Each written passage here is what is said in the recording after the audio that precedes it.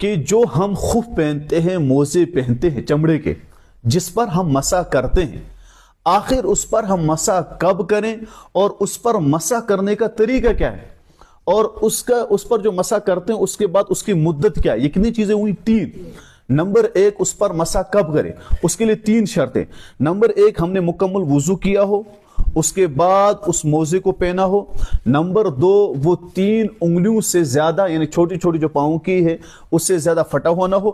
Number 3، جو کیا بولتے ہیں اس کو، ٹخنے ہیں، یہ چھپے ہوئے ہونے چاہیے. جب ان تینوں شرطوں کے ساتھ ہم نے موزہ پہنا تو پھر جب ہم وضو کریں گے تو اس وقت ہم اس پر کیا کر سکتے ہیں؟ مسح کر سکتے ہیں. ٹھیک ہے. پھر مسح کی مدت اگر مقیم ہے تو 1 دن اور 1 رات 24 گھنٹے، اور اگر وہ مسافر ہے تو 3 دن اور 3 رات. مسح کرنے کا طریقہ کیا ہے؟ مستحب ہے ان 3 انگلیوں کو آپ تر کریں. کیا کریں گے؟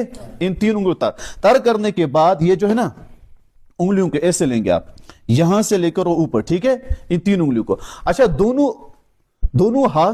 دونوں ہاتھوں کی یہ 3 انگلیاں دونوں پاؤں پر آپ وہاں سے رکھیں گے، انگلیوں سے لے کر اوپر تب آپ لیں گے پنڈلی تک. اس سے کیا ہو جائے گا؟ مسح آئے گا. آیا سمجھ میں؟